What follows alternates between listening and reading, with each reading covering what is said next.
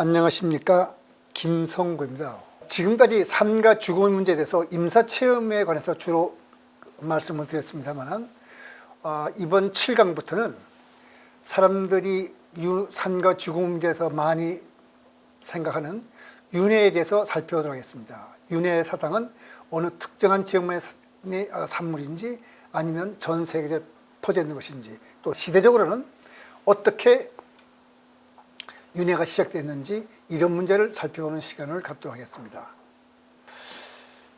윤회 사상은 어느 특정한 지역의 산물로서 미신에 불과한 것인지, 아니면 과학적으로 그 진실성을 검증할 수 있는 것인지, 또 적어도 검증할 가능성이 있는 것인가 하는 문제를 알아보는 것이 이번 제7강의 목적입니다. 과학자들은 대부분 윤회를 인정하지 않습니다. 과거의 기억이 두뇌도 없는데 어떻게 보존되고 현재의 두뇌에 재생될 수 있는가 하는 문제 때문에 과학자들은 그렇게 생각하는 겁니다. 두뇌 없이는 의식 활동이 있을 수 없기 때문에 윤회를 인정할 수 없다는 신경과학자들의 생각은 절대적으로 존중받아야 하는 것인가? 이 문제를 우리가 한번 생각해 보는 것이죠. 윤회와 임사체험은 전혀 다른 개념이지만 두뇌가 없어도 무엇인가를 경험할 수 있고, 두뇌가 없던 때 이를 기억한다는 면에서 유사한 점도 있습니다. 이미 지난 강의에서 설명드린 바와 같이 브루스 그레이슨이 겪은 홀류 임사체험 등 몇 가지는 두뇌의 활동만으로는 설명하지 못합니다. 비슷한 예는 그 밖에도 많이 있습니다. 임사체험 중 유체 이탈을 두뇌의 활동으로 명확하게 설명하지 못한다면 4, 5세기를 말하는 윤회 역시 현대과학의 한계 때문에 설명하지 못하는 것이라고 가정하는 것이 그다지 불합리한 일은 아닐 겁니다. 사실 과학이 발달하기 전에는 이 세상 거의 모든 나라와 민족들 중에는 주술사가 아니더라도 그리스의 피타고라스처럼 윤회를 인정하는 사람들이 있었습니다. 또 옳고 그름을 떠나 영혼과 윤회는 인간이 깊은 마음속에서 솟아나온 개념으로 보입니다. 인간의 깊은 마음을 살펴본다는 뜻에서 윤회에 대해서 알아보도록 하겠습니다. 그래서 먼저 윤회의 역사적 배경에 대해서 살펴보도록 하지요. 역사가 시작되기 전 어느 한때에는 모든 인간이 비범한 통찰력을 가지고 있었고, 그때는 환생이라는 과정을 물리적 실체만큼이나 분명하게 인식한 때가 있었다는 설도 있습니다. 그 조지 피서라는 사람이 쓴 책에 나오는 얘기인데요. 이 사람들의 연구에 의하면 네안데르탈인들도 환생을 믿고 있었다는 고고학적 증거가 있다고 합니다. 그리고 여러 민족들에게서 전해져 내려온 전설을 분석하면 까마득한 옛날에는 인간이 물질적 영역으로부터 신의 영역으로 들어간 사람도 있었고, 이런 뛰어난 인물들이 다시 인간으로 서로 환생했다고 합니다. 이런 고고학적 증거는 학자들이 해석이나 추론이라고 할 수 있어서 우리가 그야말로 믿거나 말거나 하고 말할 수 있는데, 그렇지만 기록이 있는 경우를 생각해 본다면 조금 생각이 달라질 겁니다. 기록이 있는 경우만 살펴보더라도 고대인들은 일찍부터 윤회 사상을 갖고 있었습니다. 윤회라고 하면 보통 인도 계열의 종교에서 나온 것이라고 생각하는 사람들이 많이 있지만은, 인도인들이 윤회를 말하기 훨씬 이전에 고대 이집트인들의 종교인과 그리스의 엘리시우스 밀교, 또 오페루스 교에서는 윤회를 믿었습니다. 그리고 거기 그림에 나오는 것과 같은 그 메소포타미아 지역에서부터 이집트에 있는 초승달 지역에서는 여기에 있는 종교는 모두 윤회 사상을 갖고 있었습니다. 그 다음에 켈트인들, 그 다음에 북구 신화에 있는 민족들, 북구 신화의 민족들이 하면 보통 바이킹이나 고대 게르만을 말하는데, 이런 사람들뿐만 아니라 시베리아의 퉁구스인, 그 다음에 에스키모, 아메리카 원주민들, 남태평양 및 호주의 원주민들을 포함해서 아프리카 여러 부족들도 윤회 사상을 가지고 있었습니다. 이런 것들은 모두 인도 윤회 사상이 전해지기 이전의 일들입니다. 여기에 중국도 빼놓을 수 없습니다. 장자에도 이런 말이 나옵니다. 이 어떻게 해석하냐에 따라서 윤회를 볼 수도 있고 또 달리 해석할 수 있는 길도 있지만, 제가 보기에는 윤회를 해석하는 것이 맞는 것 같습니다. 뭐냐면 장자 외편 제18편 지략 4절에 이런 말이 납니다. 삶과 죽음은 밤낮이 바뀌는 것 같다. 이건 우리가 글자 그대로 해석하면 윤회를 뜻하는 것이죠. 그다음에 장자 내편, 제주편, 대종사, 십절에 이런 말이 납니다. 삶이 좋은 곳이라 여기는 사람은 죽음도 좋은 곳이라 여겨야 된다. 그러니까 삶과 죽음이 구별하지 않는 거죠. 윤회로 해석할 수 있는 여지가 있습니다. 그러면 많은 사람들이 윤회를 말했는데 대표적으로 제가 독일 문호 괴테 시 하나를 소개하려고 합니다. 죽어서 성장함을 깨닫지 못하는 한 그대 어두운 지구를 지나가는 고달픈 나그네에 지나지 않으리. 이런 말입니다. 윤회를 알고 죽어서 내가 또 뭔가 한 단계 높은 의식 차원에 이르진다는 것을 깨닫지 못한다면 그냥 눈 감고 지나가는 장님처럼 우리 삶에서 목적 없이 방황할 거라는 그런 뜻이겠죠. 사실 기원 후 553년 콘스탄티노플에서 열린 제5차 공의회에서 윤회를 공식적으로 부인하기로 결정하기 전까지는 초기 기독교에서도 윤회를 믿고 가르쳤습니다. 이렇게 거의 모든 민족들이 윤회 사상을 갖고 있는 것을 어떻게 우리가 이해해야 될까요? 옳고 그런 것을 이제 판단하기 전에 적어도 이런 역사적 사실을 놓고 본다면 영혼과 윤회는 인간의 깊은 마음속에서 나온 어떤 개념으로 보입니다. 그러니까 인도 종교가 아닌 곳의 윤회 사상을 몇 가지만 살펴보도록 하겠습니다. 그래서 이번 7강에서는 이집트 종교의 전생 개념, 여기서 말하는 전생이라는 것은 윤회 전생이 아니라 그 영혼이 몸을 옮겨가면서 살아간다는 그런 개념이고, 그 다음에 그리스인들과 초기 기독교인들이 가지고 있던 윤회 사상에 대해서 살펴보도록 하겠습니다. 고대 이집트 종교는 메소포타미아 문명과 더불어 가장 먼저 문명을 시작하였고 누구보다도 먼저 영생과 부활, 그 다음에 처녀 생산의 개념을 가지고 있었습니다. 그러니까 서양 문명의 뿌리가 되는 그리스 문명과 종교에 큰 영향을 미친 것이 고대 이집트 종교인데, 이 사람들이 말하는 전생 개념은, 다시 말해서 여기서 말하는 전생이라는 것은 영혼이 몸을 옮겨 다닌다는 뜻이죠. 전생 개념은 인도계의 종교가 말하는 환생이나 윤회와는 다릅니다. 여기서 제가 환생과 윤회는 보통 혼돈해서 쓰긴 합니다만, 저도 앞으로 두 가지 말을 그냥 혼용하겠습니다. 그렇지만은 조금 엄밀하게 생각하면은 둘을 구별할 필요가 있습니다. 환생이라 해서 영어로 리인카네이션이라는 것은 불멸의 영혼이 육체를 받고 태어나는 것을 뜻합니다. 근데 윤회라는 것은 어떤 영혼이라고 부르는 구체적인 동일성은 없지만은 등불이 계속 타듯이 동일성은 없지만은 인과적으로 연결된 삶이 계속된다는 뜻으로서 우리가 사용하기에 적합한 개념입니다. 그렇지만 둘을 보통 많이 혼용하기 때문에 저도 두 가지 용어를 여기서만 설명을 하고 앞으로는 그냥 혼용하겠습니다. 먼저 이집트의 종교에서 우리가 윤회의 사상을 찾아볼 수 있는데, 오른쪽에 보이는 그림이 뱀이 자기 꼬리를 물고 있는 그림입니다. 이걸 우로보로스라 그러는데, 우로보로스라는 말은 꼬리를 삼키는 자라는 뜻으로서 뱀 또는 용이 자신이 꼬리를 물고 삼키는 모양입니다. 수세기에 걸쳐서 여러 문화권에서 나타난 이 상징은 시작이 곧 끝이라는 의미를 지녀서 이 생각이 발전해서 우로보로스가 생겨난 겁니다. 그래서 사람들은 윤회 사상 또는 영혼성의 상징으로 이 우로보로스를 인식하고 있었습니다. 옛날 사람들은 뱀의 탈피 행동을 낡은 육체를 버리고 새로운 육체를 얻었다고 생각을 했습니다. 그러니까 늙은 육체를 버리고 젊어진다는 것은 불의 사고를 당하거나 죽음을 당하지 않는 한 언제까지나 죽지 않는 불사실이라는 것을 가리키는 뜻이겠죠. 그러니까 우로보로스의 기원은 고대 이집트로 거슬러 올라갑니다. 그러니까 투탕카멘의 무덤에서 발굴된 4, 5세기서에 보면은 원의 형상을 하고 있는 우로보로스의 문양이 나타납니다. 참고로 말씀드린다면은 그 티베트에 있는 거기에 제가 조금 전에 말씀 4, 5세기의 서라고 했는데 영어로 Book of the Netherworld라고 합니다. 이 책은 우리가 많이 말하는 그 이집트 사자의 서와는 다릅니다. 그때 이집트 사자의 서는 Egyptian Book of the Dead를 해가지고 조금 다른 내용의 책입니다.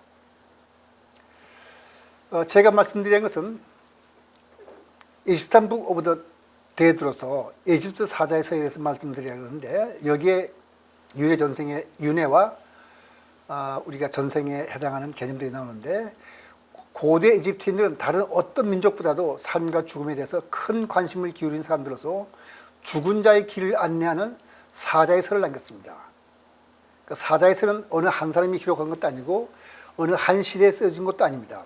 왕조가 성립되기 이전 문자가 또 발명되지 않은 시대에 구전되어 오던 것부터 또 마케도니아의 알렉산더 대왕이 이집트를 정복한 후에 성립된 프텔로미 시대까지 약 3,000년에 걸쳐서 또 기록된 것도 있습니다. 그래서 크게 세 종류가 있는데 보통 피라미드나 귀족들이 분묘나 관에 죽은 자가 천국에 도달할 수 있도록 주문을 기록한 겁니다. 이집트 최고의 신은 이 세계를 창조한 태양의 신 라이지만 라는 나중에 하늘에 머물게 되고 인간의 존경을 받게 된 것은 부활의 신 오시리스입니다. 왜 이렇게 존경을 받았냐면 죽었다가 살아났기 때문에, 그러니까 부활했기 때문에 그런 거죠. 그러니까 부활의 개념이 이집트 종교에서 처음으로 나타난 겁니다. 그러니까 오시리스는 죽음, 부활, 농업, 풍요, 사후 세계를 관장하는 그런 신으로 존중받습니다. 그러니까 오시리스의 죽음과 부활은 계절에 따른 식물의 죽음과 탄생을 뜻한다고 우리가 볼 수 있겠죠. 사자의 서 밑바탕에 깔려있는 것은 죽음과 부활과 영생의 오시리스의 신화인데 오시리스는 죽었다가 부활해서 영생하며 죽은 자를 심판하는 신입니다. 부활은 속죄와 관계가 있고 종교적 의식이 필요하며 부정고백에 따릅니다.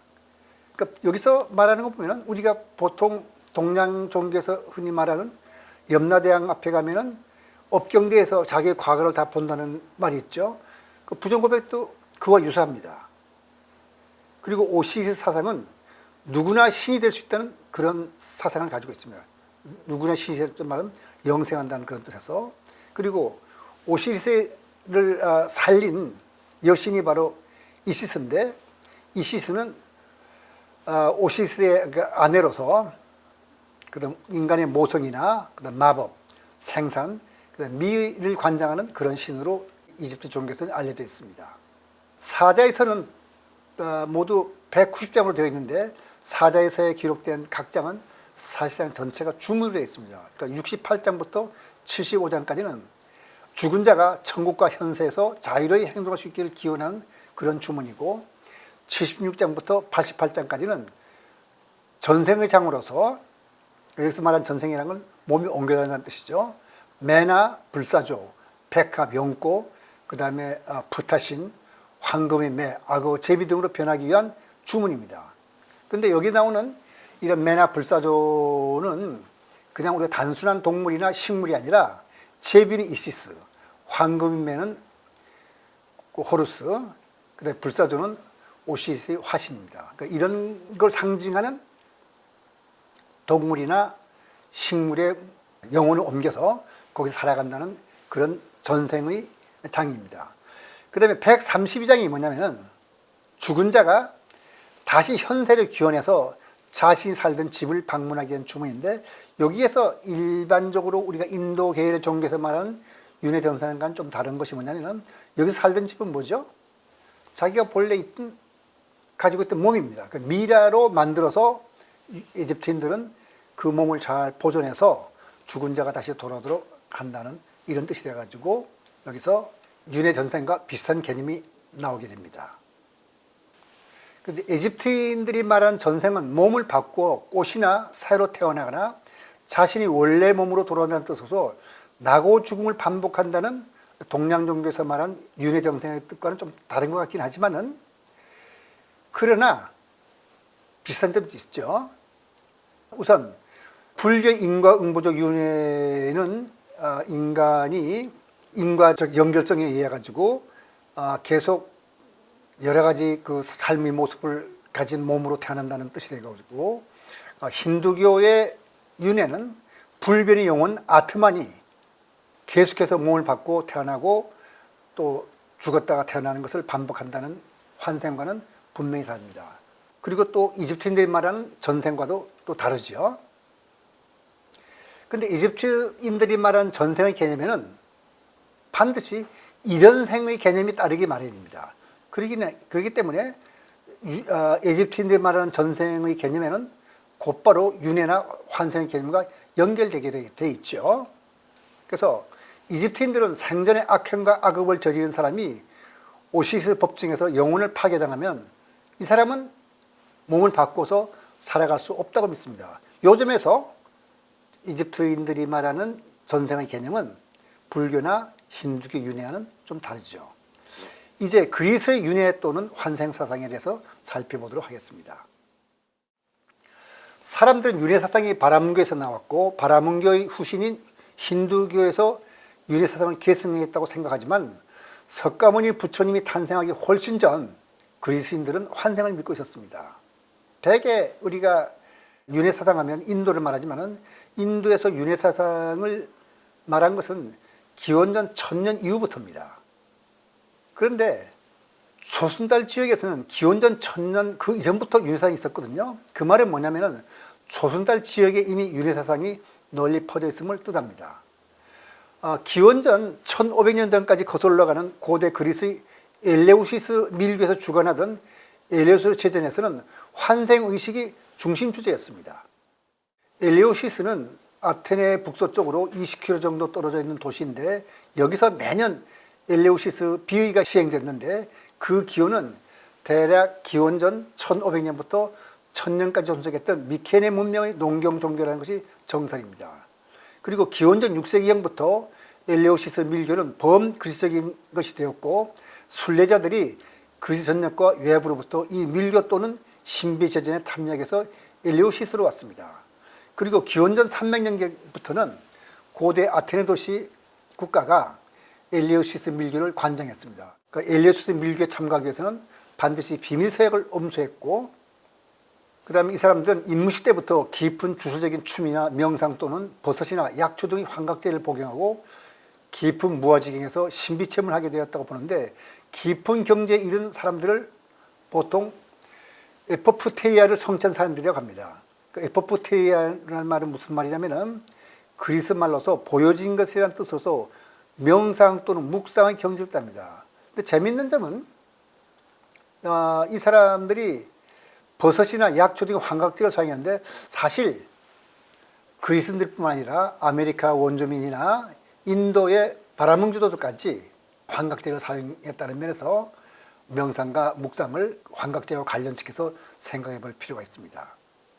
우리가 보통의 경우에 명상 또는 묵상이라고 한다면 맑은 정신으로 고요히 앉아서 깊은 정신 상태에 들어가는 것을 말하는 것이었는데 이때 엘레우시스 밀교라든가 아메리카 원주민들의 종교라든지 그 바라문교도들은 명상을 하기도 했습니다만 명상 아니고 버섯의 약초 등의 환각제 사용해서 우리가 보통 갖고 있는 정신 상태가 아닌 어떤 또 새로운 차원의 정신 상태로 들어가는 법을 이 사람들이 환각제를 통해서 들어갔고 거기서 윤회 사상을 이야기하게 됩니다. 그리고 고대 로마의 정치가이자 철학자였던 키케로는 엘레우시스 밀교에 대해 이렇게 말을 하고 있습니다.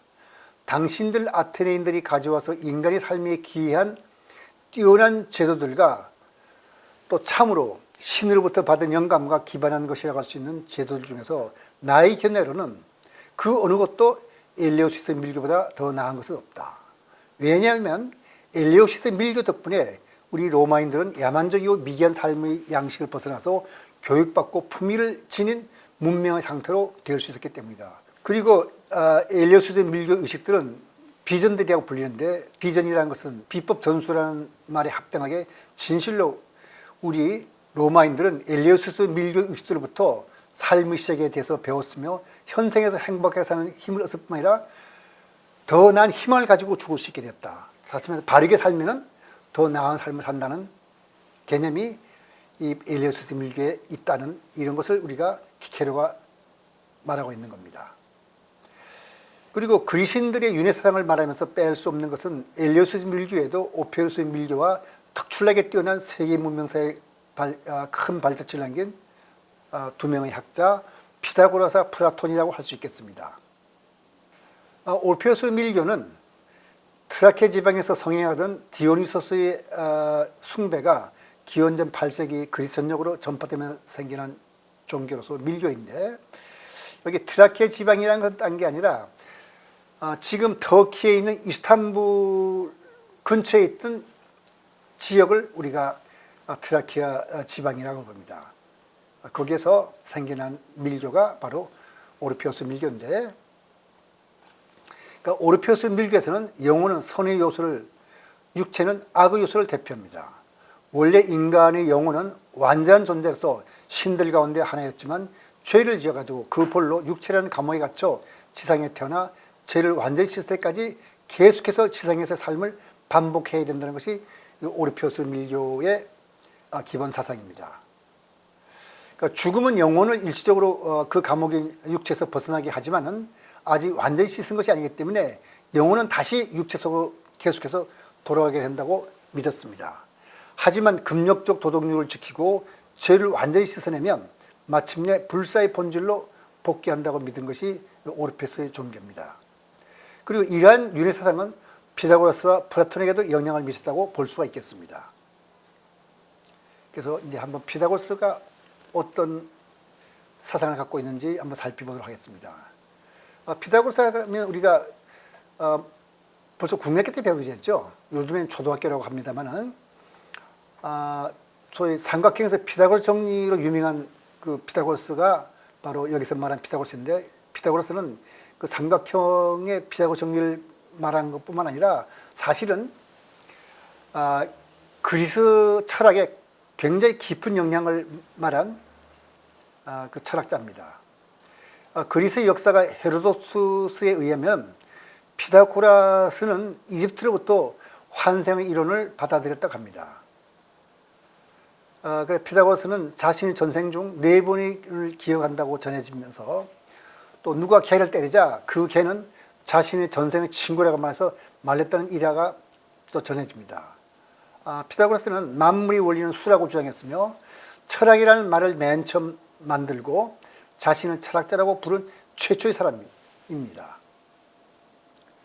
그러니까 뛰어난 수학자이자 서양 철학에 큰 영향을 미친 피타고라스가 어떻게 윤회 사상을 믿게 되었는지는 우리가 한번 생각해 볼 필요가 있습니다.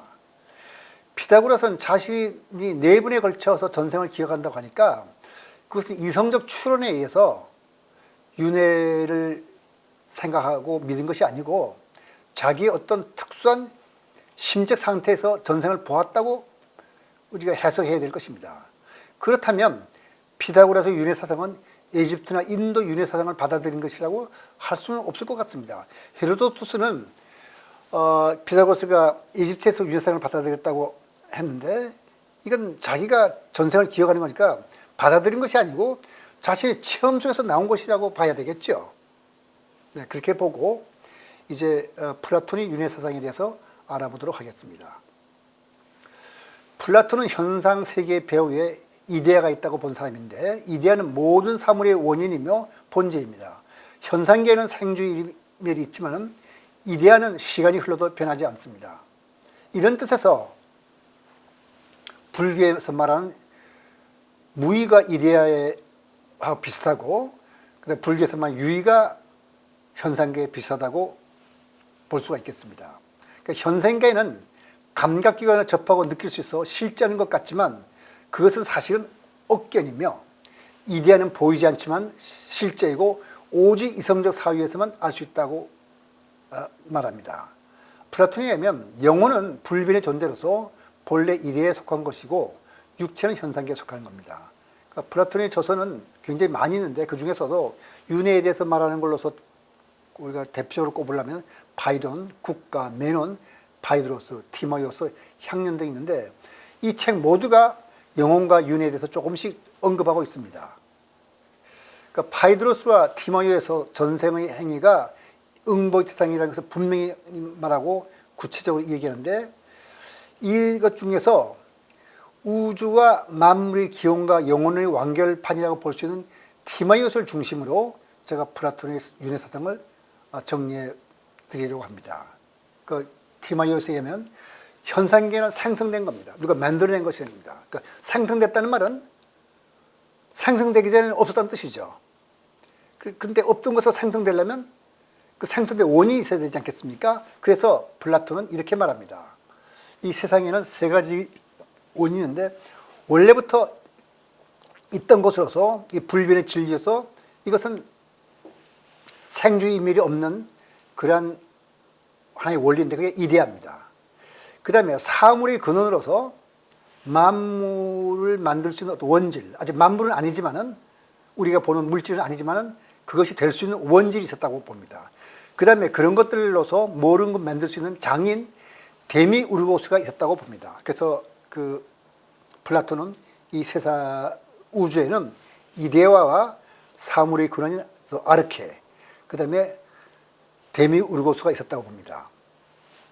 근데 데미우르고스로서는 뭐를 만드는 장인이니까 창조주라고 말하겠죠. 그러니까 창조주 데미우르고스는 카오스 상태의 원질로부터 이데아의 원리에 맞게 질서 있는 상태로 이 우주를 만들었다고 봅니다. 그러니까 원질들로 우주 영혼을 만들고 그 다음으로 사원소, 소위 지수화풍이죠. 그 다음으로 사원소로서 우주의 몸을 만든 다음 다시 생물체들의 영혼과 몸을 만들었다고 합니다. 창조주는 지성을 혼 안에 넣고 혼은 몸통 안에 함께 있게 해서 우주를 구성했습니다. 그러니까 지성은 이데아에 속하기 때문에 영혼은 이데아에 속하고 불멸입니다. 본시 인간의 영혼은 이데아에 있었는데 육신을 얻고 이데아를 망각하게 됨으로써 지상으로 내오게 되었다는 것이 플라톤의 생각입니다. 그러니까 죽음으로 이데아를 경험하지만 아직 완벽한 이데아를 갖추지 못한 사람들은 다시 이 세상으로 돌아온다고 하는데 이때 전생에 어떻게 살았느냐에 따라서 인간으로 태어날 수도 있고 다른 동물로 태어날 수도 있고 또 전생에서 현생, 곧 계속 내세로 유전하게 된다는 것이 플라톤의 윤회사상입니다. 생을 거듭해 가면서 배우고 또 배우면 이데아를 완전히 알게 되고 윤회를 벗어나게 되는데 그 직전의 인간이 바로 철학자라고 합니다. 그러니까 플라톤의 우주론과 영혼론은 부분적으로 기독교의 창세기와 비교할 만한 점도 있고 힌두교의 범화 이래 사상과 유사한데도 있지만 나름대로 독창적이라고 볼 수도 있습니다. 그만큼 고대에는 동서양을 막론하고 지구상의 거의 모든 민족이 윤회 사상을 갖고 있었다고 보아도 좋을 겁니다. 이제 오늘날 윤회 사상을 배경하고 있는 기독교의 윤회 사상이 흔적이 있는지 한번 살펴보도록 하겠습니다. 그리스와 로마에서 윤회 사상을 믿었다면 기독교에도 그 영향이 미쳤을 것이라고 생각하는 것이 자연스러운 것일 겁니다. 19세기 말 미국의 잡지 편집자 에드워드 워커라는 사람이 그 Reincarnation, A Study of Forgotten Truth라는 책을 썼는데 거기에 이런 말이 나옵니다. 성경에는 환생에 관한 내용이 당연시되면서 중요한 주춧돌처럼 여기저기 나타나 있다고 말합니다. 그 주춧돌처럼 여기저기 나타난 구절 몇 개는 제가 조금 이따가 설명드리겠습니다. 그 다음에 영국 태상으로 성공의 사제였으며 철학 교수로서 미국의 서던 캘리포니아 종교대학장을 적임했던 게리스 맥그리거도 기독교 윤회 사상을 연구하고 리인카네이션 인 크리스찬이를 썼는데 이 책에 의하면 초기 기독교에서는 정식으로 윤회 사상을 가르쳤다고 합니다. 이 사람들이 말하는 것은 이제 우리가 다 살펴보기에는 어렵기 때문에 그냥 우리가 쉽게 접할 수 있는 성경책에서 윤회 사상의 흔적을 한번 찾아보도록 하겠습니다. 그게 바로 조금 전에 말씀드린 그 윤회 사상의 흔적이라는 것인데 한번 우리가 마태복음 9절 11장 13절과 14절에 보면 이런 말이 납니다. 예수님이 말씀하시는 건데 모든 선지자와 율법이 예언한 것이 요한까지니 만일 너희가 즐겨받을 텐데 오리라 한 엘리야가 곧 이 사람이니라. 이 사람이란 말은 누구냐면 세례 요한을 말하는 겁니다. 그러니까 엘리야가 요한으로 태어났다는 뜻이죠. 그 윤회를 우리가 뜻한다고 해석할 수 있겠죠. 그 다음에 마태복음 17장 11절부터 14절에도 이런 말이 납니다. 예수께서 대답하여 가라사대 엘리야가 과연 먼저 와서 모든 일을 회복하리라. 내가 너희에게 말하니 엘리야가 먼저 왔을 때 사람들이 알지 못하고 이물이 되어있었다. 그러니까 구약에는 엘리야가 다시 이 세상에 와가지고 여러 가지 일을 했지만 사람들이 알지 못한다는 뜻입니다. 인자도, 그 인자란 말은 예수 자신이죠. 이와 같이 그들에게 고난을 받으려 하시니 그제야 제자들은 예수의 말씀하신 것이 세례 요한인 줄 깨달으니라. 그건 우리가 윤회로 해석할 수 있는 여지가 충분히 있는 구절이죠. 그다음에 구약 성서에서도 윤회의 흔적을 찾아볼 수 있습니다. 예레미야 1장 5절에 보면 여호와의 말씀이 내게 임하니라 이르시되 내가 너를 복중에 짓기 전에 태아로 탄생하기 전에 네가 태어나서 나오기 전에 너를 구별하고 너를 열방의 선지자로 세웠느니라 이런 말이 나오죠. 그 다음에 또 전도서에 보면 이런 말이 나와요. 우리 전 세대에서 이미 있었느니라. 이전 때를 기억함이 없으니 장래 세대도 그 후 세대가 기억함이 없으리라. 그러니까 옛날에 있었는데 그 사실을 기억하지 못한다는 것입니다. 지금 말씀드린 바와 같이 기독교에도 초기에는 유인의 사상이 있으나 553년 콘스탄티노플 종교회의에서 윤회를 부정하기로 결정한 다음부터 이제 기독교에서는 그 윤회를 주장한 사람들을 다 이단으로 낙인찍히고 그들이 남긴 저서나 글은 다 태워버렸습니다. 그 다음에 유대교와 이슬람교에도 윤회를 부정하고 있지만 거기에서도 제가 지금 여기서 말씀드리지 않겠습니다만 윤회 사상의 흔적을 찾을 수가 있습니다.